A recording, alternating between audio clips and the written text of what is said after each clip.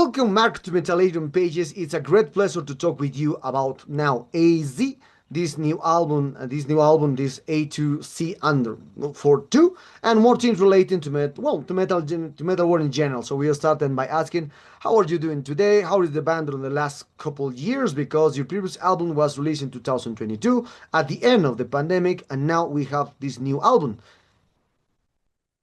Everything's good. Just had to change some members after the first record, and it took a little time there. There was some downtime or whatever you want to call it, but no, this album was very easy to record. It was great. It was fun. The guys are amazing, and we're good. Everything's good. Hmm. Okay. Okay. Now, well, nice, nice, nice. So now, how do well? So now the album is will be 1 week older now. So in a common days, 1 week older. And for this, so how it was the reception until the moment for this new album, the reviews, the comments, the people, about all this kind of topic, and how also did you find did you find any bad review of this album? No, everything's great. Everybody seems to love it. They definitely see the progress and they think this one kind of blows the other one away, which I'm not sure if it blows it away. It's a little different. It's heavier. It's a little darker, still with the big, big, big choruses. Some people say this album has has even more of the chorus kind of thing. It's a little deeper with the playing. Some people want to say it's a little bit more progressive. I'm not sure if it's really progressive. I think Mm, it's just very talented guys that play together really well. mm, All the songs are 4 to 5 minutes long. The only thing that I see is I love when people start talking about the cover and, the whole AI thing. And to be honest with you, I don't care if Hugh Syme, uses his dog's tail and dips it in ink and creates an album cover. The bottom line is the album cover is fantastic. It's exactly what we wanted. I work with Hugh on it. Myself and my friend Mark Cubbage came up with the idea and just work with Hugh on it. And it's a great second album cover. It mm, really describes or it gives the impression of what the music is like. It's heavier, it's darker, it has a bit more bite to it. mm, But I promise the third record won't have animals and or teeth on it. But this one's the alligator and the zipper again, like the zebra and the apple. It's about A through Z. mm. Just being creative, using your album cover and your packaging to be creative and create a brand. Because obviously when people see these album covers, they know who it is. Well, yeah, that is true. For me the cover art's not if you decide to create this cover art with AI, doesn't matter because it's your election, not mine. So I just all the time say that either way, if you don't select an AI, that's completely normal. It's up to the band to decide which option is better for the band for me, especially for me. Absolutely. So for this Absolutely. now, let's take a look about the history of the band because the band is new. You started the band in 2020 when the pandemic started, and then with this new band you bring back again. You work again with Ray Elder because you work with him with more than 20 years in your previous band, Fates Warning, and now also you have a Mularoni from DGM, a great band from Italy, the progressive power from them. So now, as you mentioned also that you working on a new tours, new gigs. So how will be this tour works for you? Because in your band there are a lot of people working in a different bands. So for me, it's sometimes very difficult to fit everyone for everyone. Well, it's just a matter of planning it out ahead of time. All the guys are committed. All the guys love the record. And more importantly, all the guys get along amazingly well. It's almost like a cross between two different bands because Jimmy Mhm, and Philip, who I've known forever, playing Warlord with me. And mhm, then I've played with Ray. Simone mixed the first album. So Simone and I have a great relationship, a great working relationship off that first record. And he's been extremely helpful for other things that I've needed from him to do. Like when I was doing my playthroughs, he would do the mixing of the drums because I'd play the drums live and mix them and stuff like that. It's just a matter of planning out ahead of time. We don't live all in the same town, so we can't go next week and play on Saturday at the local bar or anything like that. It just has to be planned.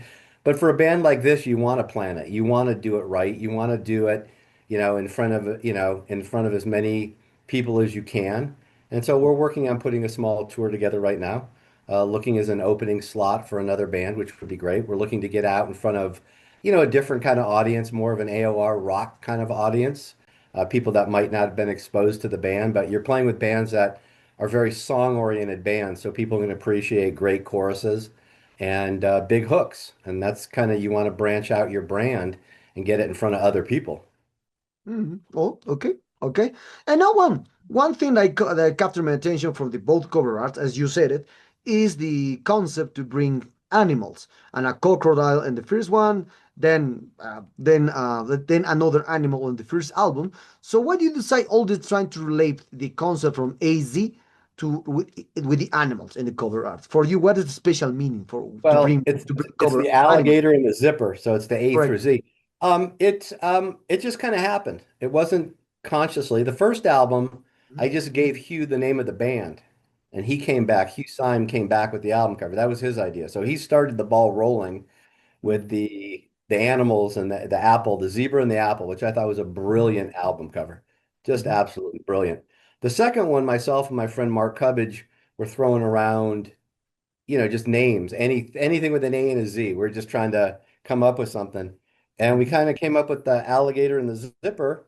And Mark actually went out because he's in Florida and shot alligators, in the Mhm. wild kind of thing. And I got in touch with Hugh and just gave him the concept and let Mhm. him go and he came up with what we already, our idea. And then we kind of just added things and built on it. And the complete packaging has other artwork from Hugh as well that's in the A through Z vein. It's just creating a brand. It's just creating something that people look for every time that gives them more interest, more creativity. I guarantee on the third album, I already have the album cover idea. It has nothing to do with animals and it has nothing to do with teeth. So I'm telling you right now, there's no more animals, no more teeth.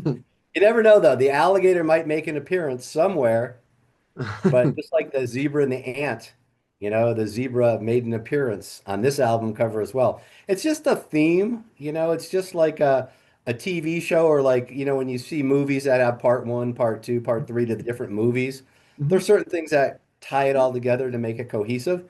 And that's what we're trying to do, just trying to be creative. Hmm. Okay, okay, okay. Amazing, amazing. Now, other thing that captured my attention since the beginning, it was the name, AZ. Well, first time I tried to relate with the last name from Ray Adler and your last name, Mark Zonder, AZ. That's right. Then I tried to relate for the alphabet from A to C. But now, or perhaps trying to relate to one things more things related with the music stuff from A to Z, or the notes, who knows? So what's the real meaning from the AC in Well, general? the toughest thing anybody that's ever been in a band, the toughest thing is to come up with the name of a band. I Mhm. mean, it really is because they all sound horrible at the beginning. Could you imagine sitting around, and I said to you, "Hey man, let's name the band Journey." You'd look at me like I'm an idiot. But any band that sells 1 million records and above, the name sounds great. Yeah. So we were just on the phone one day talking, and Ray mentioned something about how the music goes from A to Z. Like it has different elements of different things, A to Z. And then it kind of just stuck. And then it kind of dawned on us like, wait a minute, that's Alder and Zonder. So that worked. So it kind of worked both ways. But Ray's original thought, as I remember, was more about just the music being all inclusive and not limited. It's not like if you named your band, like I've said in the past, like Scary Serpent.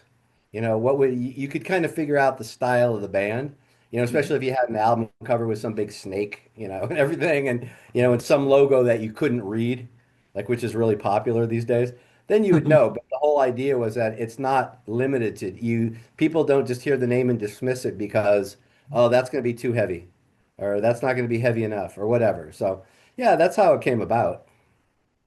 Hmm. Okay. Oh, okay. I understand for this now. So now, well, you're working now with Ray Adler for two albums. How it works with Adler again, in these two albums, because you Oh, work with him more than 20 years for a different band, but now you have your own band with your own sound, with everything related. well, in the past, I had nothing to do with Ray and the vocals, obviously. The only thing I could do in the past is, create the best drum parts possible for him to Mhm. sing to, and Mhm. made it so he could sing right in the pocket and really feel the groove and everything of the band. This time around, it's different. And I think what Ray really likes about this band, and I'm just speaking for him, is we put the music together and we have our basic ideas of where we think verses should be and where choruses should be. And but we just give the music to Ray and I say, hey, sing wherever you want. I don't care. You be creative, and that's the whole philosophy of the band. Each guy just needs to be as creative as they can. And Ray will sing in spots where we didn't think he was going to sing in, and we change things around a little bit. We have no problem adding bars, taking away bars, coming up with new parts. But no, it's great working with Ray. No one's breathing over his shoulder. No one's telling him what to do, and he can just do whatever he wants. And I think it gives him a real freedom to be overly creative. He's also, kind of taken it up with the power and the energy on this record to match the music, which is very important for a singer because a lot of times when a singer doesn't do that, there's a total disconnect between the vocals and the music. They just don't match because this one's very intense and then the other one's not very intense. So he did an amazing job. Yep, that is true for me also because I'm a huge fan from Ray Boys since it was in with Fates Warning, with Engine, and with his new album. Because with his new album, I did notice one thing that he pushed it with a new kind of different kind of vocals. Even when I spoke with Ray, told me that his voice is loosened during the time. The doctor said that about this one, but with this new album, I feel like he's trying to sing with a different so at a Well, new he's I brain. think he's re-energized, and I Correct. think he was just really letting the music push him in whatever direction he thought would work best, Hmm. and not limiting himself or worried about anything. Just because I told him a million times, just let it rip, and if it doesn't sound good, well, then you can fix it or change it. I go, but don't be limited. Just go nuts. Okay, okay, okay. Yeah. Nice, nice. So, well, you're talking about a little more for the promotion of this new album. So, you mentioned me that you were figuring out to handle everything related with a new tour. But from beyond that, do you have more? Perhaps you were more plans. So perhaps you were already working a new. You said that you were working a new album, or perhaps you present more videos in the future. Oh, well, we definitely have more videos coming. Actually, very much so. We have three or four more videos coming, so that's a good thing. We also have I filmed, more drum playthroughs. I also have a couple videos where I talk about the studio equipment that I use. We have a few more merchandise things, special limited signed merchandise, things that we'll be presenting. We also have Nick already has told me that he's had a few new ideas that he's putting in a folder, for A through Z that we're going to get to. But right now we're in the middle of kind of trying to promote the album best as possible, doing the interviews, obviously, doing the social media like you're supposed to, and looking to get the whole tour together. Mm. Okay. Okay. Now, you mentioned one thing at the beginning that you not considered your music as a progressive. You just a bunch of people doing has skills to play music or metal in general. So, why do you not consider the music as a progressive? For you, what is the best way or the best way to label AC for the music? Basically a hard rock AOR pop band. I mean, it's music for the masses, I guess you could say. It has everything from A through Z. It's got big, big choruses, which you don't find Mhm. in progressive music very often. Mhm. You don't find it in metal that often. Not big choruses, the memorable sing-along kind of choruses. It also has, players that are the best in the world, just as good as any of the best players in the world and can Mhm. come out at any time and play 4 bars or 10 bars or 12 bars of something that's just mind-blowing. So it has something for a non-musician who just likes music that they can tap their foot to, all the Mhm. way to all the prog guys and gals that want to hear like guys that just tear it up. So I think that's all over the record. I think it covers, A through Z, like we said. It covers the whole thing. Okay, okay. Well, now talking about a little more about you. Obviously from your past, when you played for Fates Warning. Now you can see that Fates Warning is a great band in the world with the progressive, one of the big fours into the progressive metal stuff, and you contribute a lot with the albums with the Fates Warning on this. I remember very well Parallels, Perfect Symmetry, oh, a lot of albums on Inside Out. Your method played there obviously, and we're talking more. I will relate more the kind of stuff related your conception as a drummer. So you are creating in this new band. So do you think now? that it's possible to go beyond with your influence or bring a new techniques into the AC sound with your play with your mate with you pay well with your method as a drummer? Oh, absolutely. I think if you listen to this record compared to Parallels or something like that, you could definitely see that I've grown. Mm, I can tell you that I'm a lot more aware of space and mm, letting things breathe compared to back in the olden days where I used to try to just jam everything I could into a song. I also think the feel and the groove have improved, and I think I've taken it to another limit where you can play straight grooves but make them very interesting, but they're still tapping your foot kind of stuff.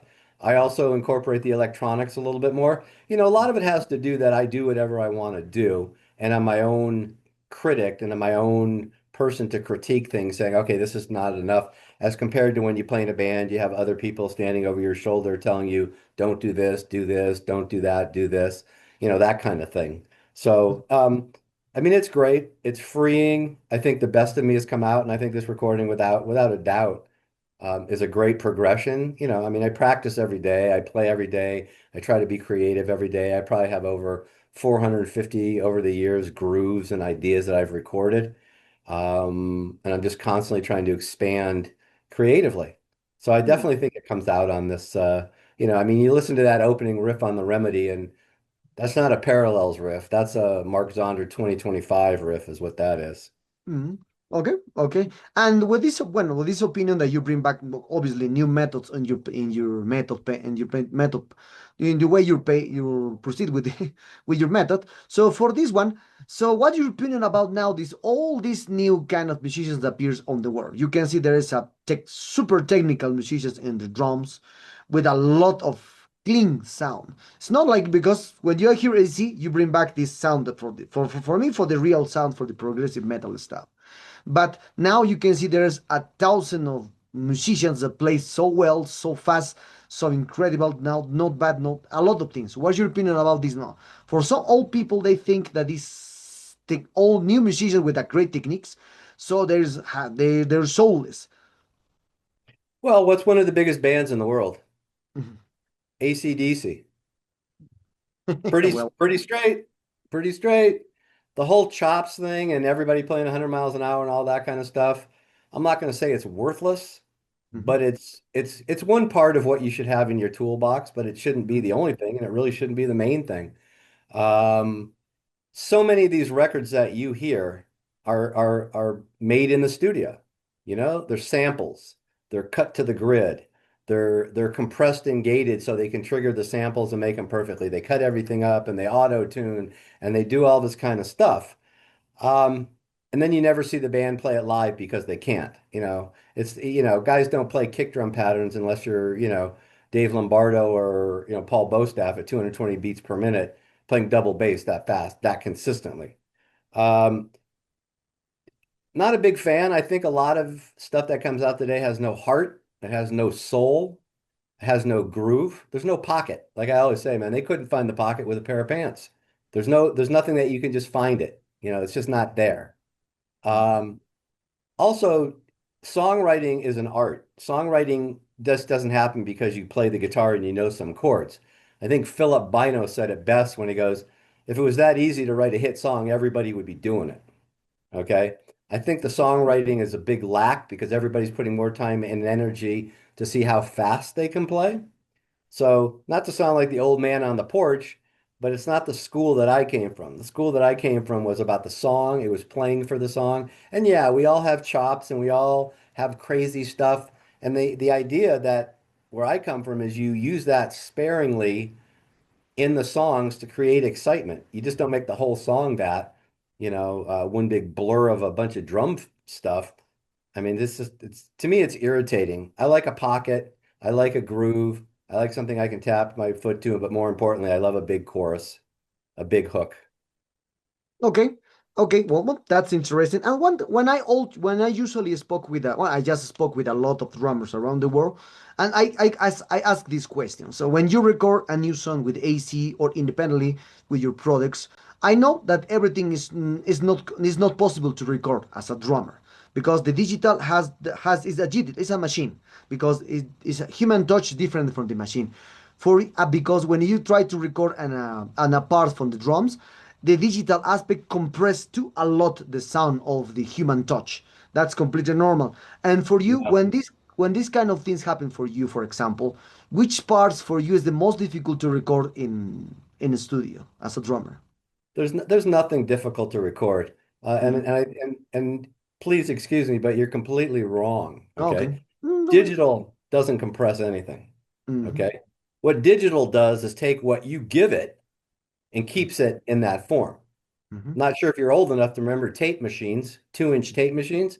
You'd record, and as time went on, your snare drum would get duller and duller because the tape was falling apart. Okay. Okay. So digital does not, digital take, especially this day and age, takes whatever you put to it. I think Hmm. what you're talking about, and you can't see it here in my studio, but my Hmm. studio basically is an analog studio. Okay. Okay. Tube mics, Hmm. tube preamps, Neve modules, all the stuff 50, 60 years old that create that warm analog sound Hmm. that I grew up on. Okay. There was no digital back then. Okay. The only thing that's different is you're not putting it to a tape machine, you're putting it to the computer. Now, when guys get in and do that and they use bad microphone or not bad microphones, but they just don't know what they're doing in the recording studio, and then they start triggering all these samples because, hey, my snare drum doesn't sound very good. Instead of spending the time and the energy to get that really good sound, we're just going to trigger a sample and we'll sound like everybody else. That's when you hear that kick drum sound that sounds like someone hitting metal. It's clickety clackety bass drum sound that you hear all the time. Those are just samples. When you hear the toms like all of a sudden just come ripping out of nowhere, those are just samples. Okay. I'm not going to say it's cheating, but it's the easy way around the block. It's an easy way to, you're basically manufacturing your record in the recording studio. As compared to what we do is we record it analog with all the stuff that's here in the studio. All the other guys record their parts Hmm. and it's mixed. That's why a lot of people say this album has an analog sound to it. It's a very warm sound. There's air in it, there's breathing in it. It's actually me playing, not a sample going. So if I hit something a little softer, you're going to hear that. Okay. And digital takes it and keeps it perfect and it won't wear it out as time goes on like a tape machine. This is really the art of recording that is basically lost. And that's why you hear about 90% of albums kind of sound the same. They Hmm. have that, especially drums, they have that same drum sound. Um, that's the big difference. It costs money, it takes time, and to be honest with you, you have to be really good. So much can be masked in a recording studio these days compared to the old days, and it kind of reminds me back in the 80s when we first got on Metal Massacre 2 with Warlord and Lucifer's Hammer, and Hmm. there was like, who was on Metal Massacre 1? Slayer, Metallica, a bunch of bands like that. Back then, you had to be able to play because you couldn't fix it in the recording studio. It was on a tape machine, and if you recorded it like crap, it would sound like crap. There's nothing they could do. Okay? That's changed. That's why there's 190,000 albums that come out on a weekly basis, and it just it just floods everything. So it's just the old school thing is kind of gone at the moment. Well, that is true. That is true. Well, I remember that because I'm coming from the 80s. So now, well, talking about now, we are very close to end this interview, Mark. And one thing that, as you can see, there is a new trend, especially into the drummers, and a lot of drummers trying to play without the metronome. And I don't know why that is a trend, a tendency that they playing that is better to play because they are the metronome or they are the metronome. I remember I spoke with Bini Apis and Bini Apis told me be clearly, I am the metronome of the band. I don't use metronome. I am the metronome. But mostly all the drummers are the metronome of the band. And now with this new information, a lot of the new players are trying to take out the metronome of the recording sessions. So what's your opinion about this one? Been playing with the metronome for probably 40 years, Mhm. easily. The funny part is that these people don't realize if you don't have a click track, which is okay, and oh no, Vinny Appice, let him go do his thing, you know? But at the same time, this day and age, so many bands use computers and they use all the backing tracks. You need a click track to play with backing tracks.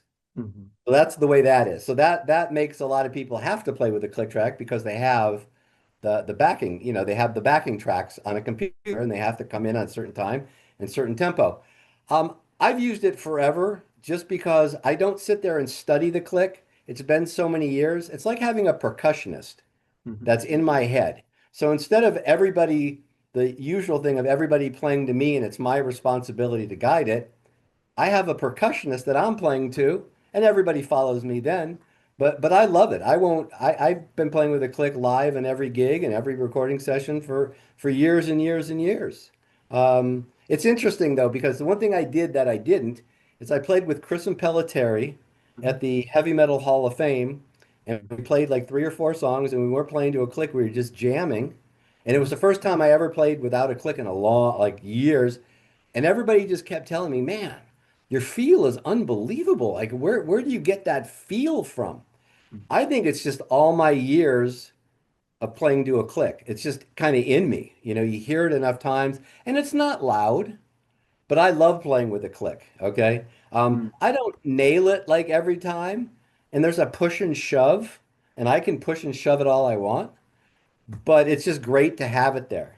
It's just great it's like playing with somebody else. Mhm. It's like a track. I'm pretty sure it was Neil Peart who talked about sometimes the audience wouldn't hear it, but he would have a track in his head that was actually a percussion track. And Mhm. he would play to that because it makes you groove a little bit more. I'm just so accustomed to a click track Mhm. that, I mean, I think I sleep with a click track, you know? But let me say this, to each his own. And whatever you want, that's the beautiful thing about music. There's no rules. It's not like, okay, I'm in my car, I can only drive so fast or I'm going to get a ticket. Mhm. There's no rules. Do whatever you want. You want to speed up, speed up. You want to slow down, slow down. Do whatever you want to do. Mhm. But myself, I love a click track. Maybe I'm just so dependent on it right now. I don't know. But no, I just really love it. And I don't leave home without it. Mm. Okay, okay. So, well, we're and one of the last questions for this interview, Mark. So, as you play with Fates Warning, you have a new band as a great band. I have the first one. I did my pre-order for the second one. Great album, by the way. Love your works on these two albums. So, and Thank for you. this one, if you're sort of related with the progressive metal scene for you, which will be the most important albums into the progressive metal? We are not talking about for the new ones because the new ones there's a thousands. It's impossible to know. But now since you were there when the Quincy Rise started, when the Faith Warner started, when the Dream Theater started, when Sabbath started, you were there, and so for you, which will be the most important albums for the progressive metal? So you're talking about older stuff, right? You're not talking about Correct. newer stuff? No, Okay. no. Mhm. Because I would say this latest record is going to set a Mhm. bar. Okay, but Okay. forget the latest one. Okay. Two things. Warlord Deliver Us, Hmm. okay, and Perfect Symmetry. And the reason I say Perfect Symmetry is that is, Fate's Warning going from no exit to Perfect Symmetry, which is like a big left turn, you know, completely different sound, completely different songwriting, completely different drummer. And that was the one I think that, I mean, from what I hear from fans and what I hear from everybody, that's the one that like changed the whole landscape per se, and that's the one, Parallels was a great, and it should have been the big commercial kind of like breaking the band, kind of like what would happen with Queensryche, where it broke the band, like with Silent Lucidity kind of thing. But I would say, Perfect Symmetry for the over the top prog kind of thing. I would have to say Perfect Symmetry probably. Yeah. But the Warlord album, way ahead of its time, back in 83, 84, way ahead of its time. And if you listen to that, you can hear the evolution of Mark Zonder of where it's kind of going and where I was. It wasn't so that I had such great riffs, but Hmm. just how I approached it in the song. It wasn't just boom tap, which is what everybody was doing at that time. Mm. Oh, okay, okay, amazing. Well, I like all discovery from the first warning. I have all. So, and for this one, oh well, you mentioned one thing, and one thing I bring me a question that one of the last question for this. You mentioned that you have a favorite album recently for the new bands. So for you, which will be the new for you, for example, the new bands that brings to you the this sound of the progressive metal, an album that you recommend for the new generation? Are you talking about old albums again or No, new now, things? for now ones, new A ones. through Z, A through Z squared. That's what I Mhm. say. Yep. I'm not re I honestly I don't I'm not really up on anything else. Nothing that I've heard really strikes my fancy. And I go listen to it. Do I sit there like for 4 days in a row and listen Mhm. to certain bands over and over? No. But to me, if I put it on and within 2 minutes I don't like it, I'm not going to continue listening to it. I'm Mhm. not one of those guys who thinks the album's going to grow on me. I mean, I'm kind of past that point in my age. Like I've heard enough that Mhm. I know what I like and what I don't like and what's going to move me. Mhm. Um, I just have my old favorites that I always listen to and go back, Mhm. and listen to those because it moves me. It makes me feel good. That's the kind of thing. And it doesn't have to be metal. It doesn't have to be rock. It doesn't have to be prog. Mhm. There's a lot of, soul and R&B and that kind of stuff and funk, Mhm. that's really cool that I like listening to because it's all about singer-songwriters and it's about the song. That's what kind of resonates with me more than like some guy that can play, 150 notes in a second kind of thing. Okay, okay. Well, Mark, thanks for this opportunity to talk with you. I love your previous records with Fates Warning. Now, I really love these two ones. I did, as I said, I did my pre-order for the second one. I hope arrives soon. Awesome. Sometimes takes in 1 month here. I don't know why, but it will arrive soon. So, Sounds uh, good. I hope you enjoyed this interview like me, Mark. It was a tremendous pleasure. Perhaps do you want to add something to your Latin American fans that expect someday AZ here in a full tour, Latin tour, or on Metalero followers?